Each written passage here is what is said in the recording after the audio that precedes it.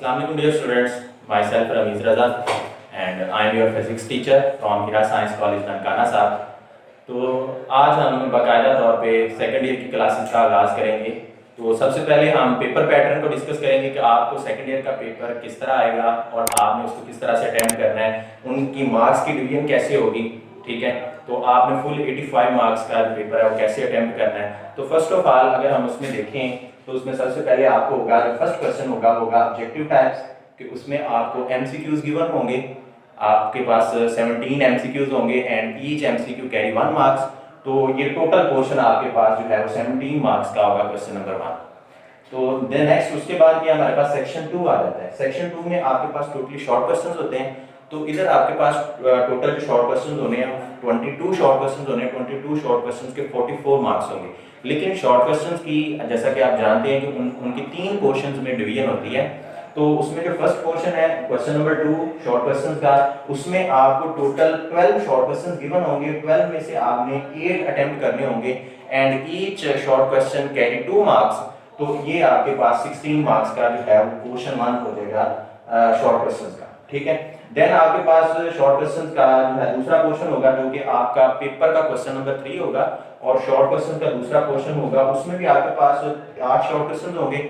अब 12 short question होंगे sorry, और 12 में से आपने 8 अटेम्प्ट करने हैं और हर शॉर्ट क्वेश्चन के जैसा कि आपको जानते हैं कि दो नंबर होते हैं। तो ये भी आपके पास कितने मार्क्स हो जाएंगे, 16 मार्क्स हो जाएंगे। ठीक है, और नेक्स्ट आपके पास जो क्वेश्चन नंबर 4 है वो शॉर्ट क्वेश्चंस का तीसरा पोर्शन होगा और उसमें आपके पास टोटल 9 शॉर्ट क्वेश्चंस आपको गिवन होंगे और उसमें से आपने 6 अटेम्प्ट करने होंगे और ये आपके पास 12 मार्क्स का ये वाला पोर्शन होगा। तो टोटल ये आपके पास जो है शॉर्ट क्वेश्चंस के ये मार्क्स जो है ये 44 मार्क्स हो जाएंगे। ठीक है, 17 मार्क्स की आपके पास ऑब्जेक्टिव गिवन होगी जो आपने सारी अटेम्प्ट करनी है और शॉर्ट क्वेश्चन जो है आपके पास 44 मार्क्स के होंगे जो कि 3 पोर्शंस में होंगे। पहले पोर्शन में से आपने 12 में से 8 शॉर्ट क्वेश्चन, दूसरे पोर्शन में भी 12 में से 8 शॉर्ट क्वेश्चन और तीसरे पोर्शन में से आपने 9 में से 6 शॉर्ट क्वेश्चंस अटेम्प्ट करने हैं। तो ये इस तरह से आपके पास शॉर्ट क्वेश्चंस का पोर्शन क्लियर हो जाएगा। ठीक है, उसके बाद आ जाता है हमारे पास सेक्शन नंबर 3। ठीक है, सेक्शन 3 में आपके पास होते हैं टोटल लॉन्ग क्वेश्चंस। ठीक है, इसमें लॉन्ग क्वेश्चन में होता है कि आपने कोई से 3 क्वेश्चन जो है वो अटेम्प्ट करने होते हैं, कोई से 3 क्वेश्चन। ठीक है, लेकिन और इसमें जो है हर क्वेश्चन में आप जानते हैं क्वेश्चन नंबर आपके पास टोटल 5 शॉर्ट क्वेश्चंस गिवन होते हैं। क्वेश्चन 5, 6, 7, 8 एंड 9, ये टोटल आपके पास 5 क्वेश्चंस आपको बोर्ड के पेपर में गिवन होंगे। आपने 5 क्वेश्चंस में से कोई से 3 क्वेश्चंस अटेम्प्ट करने हैं। लेकिन यहाँ पर जो एक बहुत जरूरी बात जो आपने ख्याल रखना है इस बात का वो ये है कि जिस क्वेश्चन का आपने ए पार्ट करना है उसी का बी पार्ट अटेम्प्ट करना है। मीन टू से कि अगर आप सिलेक्ट करते हैं इधर से आप कहते हैं कि मैंने क्वेश्चन नंबर 5 को अटेम्प्ट करना है तो उसका ही आपने ए पार्ट करना है तो उसी का आपको बी पार्ट भी अटेम्प्ट करना पड़ेगा। ऐसे नहीं हो सकता कि इसका आप एक पार्ट कर लें और बी पार्ट को इधर से कर लें। ठीक है, तो एक तो ये चीज है। दूसरा आपके पास जो ए पार्ट है वो कोई थ्योरेटिकल पोर्शन होता है, कोई थ्योरी वाला क्वेश्चन होगा आपको बुक में से, कोई डेरिवेशन हो सकती है, कोई नॉन क्वेश्चन हो सकता है, कोई भी थ्योरेटिकल टॉपिक हो सकता है। और लेकिन जो बी पार्ट है उसमें आपके पास न्यूमेरिकल प्रॉब्लम ही होगा कोई ना कोई। तो उसमें जो थ्योरी के मार्क्स हैं वो 5 नंबर की होगी थ्योरी और 3 नंबर का आपको न्यूमेरिकल पोर्शन होगा। इस तरह से जो ईच लॉन्ग क्वेश्चन है उसके 8 नंबर होंगे और 5 नंबर का थ्योरेटिकल पोर्शन होगा, 3 नंबर का उसमें से जो है वो न्यूमेरिकल प्रॉब्लम होगा। एक क्वेश्चन के आपके पास 8 नंबर होंगे। ठीक है, इसमें से आपने क्योंकि 3 जो है लॉन्ग क्वेश्चंस अटेम्प्ट करने हैं तो 3 लॉन्ग क्वेश्चंस के हिसाब से आपका ये जो क्वेश्चन है वो 24 मार्क्स का हो जाएगा, 24 मार्क्स। ठीक है, तो इस तरह से आपके पास ये पूरा जो है 85 मार्क्स का आपके पास पूरा पेपर जो है वो कब क्लियर हो जाएगा फिजिक्स का, जो कि सेकंड ईयर को आपको अब अटेम्प्ट करना पड़ेगा नेक्स्ट। ठीक है, तो ये थी एक पेपर की डिस्क्रिप्शन, पेपर पैटर्न की डिस्क्रिप्शन कि किस तरह से आपको पेपर आएगा 85 मार्क्स का और किस तरह से आपने सारा उस पेपर को अटेम्प्ट करना है। तो ये कंप्लीट डिस्क्रिप्शन थी। नेक्स्ट हम अब बाकायदा तौर पे अपना सेकंड ईयर का सिलेबस स्टार्ट करेंगे चैप्टर नंबर 12 से। आपने फर्स्ट ईयर में चैप्टर नंबर 11 तक फिजिक्स को पढ़ा है और सेकंड ईयर में जो पहला चैप्टर है वो चैप्टर नंबर 12 से स्टार्ट होगा। चैप्टर नंबर 12 से आज हम अपनी क्लास का आगाज करते हैं। तो चैप्टर नंबर 12 में जो है सबसे पहले इधर क्या होगा, चैप्टर नंबर 12 में जो हमारा टॉपिक है, जो लेक्चर है, जो टाइटल है चैप्टर नंबर 12 का वो है इलेक्ट्रोस्टैटिक। ठीक है, इलेक्ट्रोस्टैटिक में हमने क्या पढ़ना है, इसमें बेसिकली अगर हम इलेक्ट्रोस्टैटिक को देखें तो इलेक्ट्रो और स्टैटिक ये दो डिफरेंट वर्ड्स हैं, इलेक्ट्रो एंड स्टैटिक, ठीक है। तो इलेक्ट्रो का मतलब होता है चार्जेस, ठीक है, और स्टैटिक मींस एट रेस्ट, ठीक है। तो इलेक्ट्रोस्टैटिक का मतलब क्या होगा, इस पूरे टाइटल का मतलब क्या होगा, study of electric charges at rest, study of electric charges at rest, ये क्या होगा हमारे पास इलेक्ट्रोस्टैटिक, ठीक है। अब इधर हमारे पास वर्ड आ रहा है इलेक्ट्रिक चार्जेस, ठीक है। तो चार्जेस की तीन तरह से जो है उसको हम डिस्क्राइब कर सकते हैं, उसकी एक रेस्ट पोजीशन भी हो सकती है, वो टोटली एट रेस्ट भी हो सकता है, वो इन मोशन भी हो सकते हैं, और वो एक्सेलरेटेड भी हो सकते हैं, ठीक है। ये एक यूनिफॉर्म मोशन होती है, एक एक्सेलरेटेड उसकी स्टेट होती है। अब अगर हम देखें सबसे पहले जो उसकी फॉर्म है चार्जेस एट रेस्ट, ठीक है, कि अगर चार्जेस रेस्ट पे होंगे, ठीक है, देन क्या होगा कि उसमें हम कौन कौन सी चीज को पढ़ेंगे, उसमें हम इलेक्ट्रोस्टैटिक को डिस्क्राइब करेंगे, मतलब इलेक्ट्रोस्टैटिक के जितने भी फिनोमेना हैं और उनके आगे जो टॉपिक है उसमें इलेक्ट्रिक फील्ड लाइंस आ सकता है, कूलम्स लॉ आ सकता है, गाउस लॉ आ सकता है, इलेक्ट्रिक पोटेंशियल आ सकता है उसमें, ठीक है। तो अगर तो चार्जेस एट रेस्ट होंगे। अब यहाँ पर एक जो बहुत ही इंपॉर्टेंट बात है कि अगर चार्जेस रेस्ट पे हों, अगर वो मूव ना कर रहे हो, चार्जेस टोटली एट रेस्ट पे हो, we assume that charges at rest then they will develop electric field.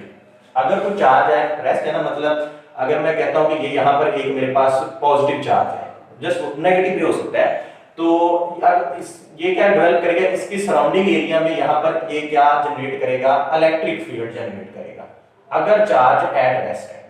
ये एक बहुत ही इंपॉर्टेंट एमसीक्यू भी है, बहुत इंपॉर्टेंट बात है कि अगर चार्जेस एट रेस्ट होंगे तो then he will develop an electric field in its surrounding area, ठीक है।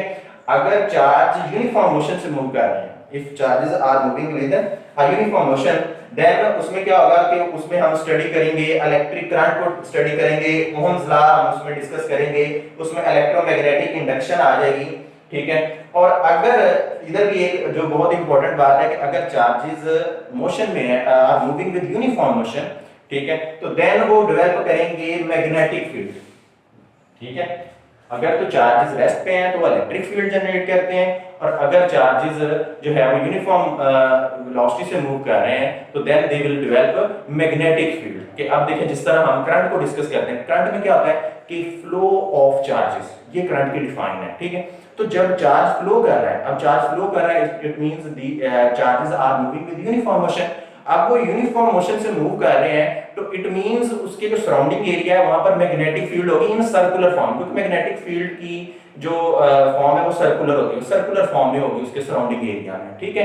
तो दूसरी बात नेक्स्ट जो है हमारे पास जो इसका तीसरा केस है, ये केस 1 था इसका कि चार्जेस रेस्ट पे हो तो वो इलेक्ट्रिक फील्ड जनरेट करते हैं, दूसरा केस चार्जेस यूनिफॉर्म मोशन में हो तो वो मैग्नेटिक फील्ड जनरेट करते हैं, और अगर तीसरा जो है अगर चार्जेस एक्सेलरेटेड हो, if charges are in accelerated form means to say moving with variable velocity, ठीक है, देन क्या होगा कि वो इलेक्ट्रोमैग्नेटिक वेव्स प्रोड्यूस करेंगे, ठीक है, जिसको हम मैक्सवेल थ्योरी में जो है एक्सप्लेन करेंगे, ठीक है। तो ये जो पहला हमारे पास जो है चार्जेस एट रेस्ट, ये इलेक्ट्रोस्टैटिक है। इलेक्ट्रोस्टैटिक आपके पहले जो है चैप्टर नंबर 12 उसका ये टाइटल है, ठीक है। यहाँ से हम इसको इलेक्ट्रोस्टैटिक को यहाँ से डिस्कस करेंगे, ठीक है। अब अगर हम नेक्स्ट इसको देखें चार्जेस इन मोशन है, तो चार्जेस इन मोशन को हमारा जो है इसमें इलेक्ट्रिक करंट पढ़ेंगे, और करंट इलेक्ट्रिसिटी हमारे पास चैप्टर नंबर 13 है, ठीक है। उसके बाद जो मैग्नेटिक फील्ड है, और उसके बाद जो एक्सेलरेटेड चार्जेस की बात है ये हम चैप्टर नंबर आगे 14 और 15 में इसको हम डिस्कस करेंगे, ठीक है। तो यहाँ पर ये आपके पास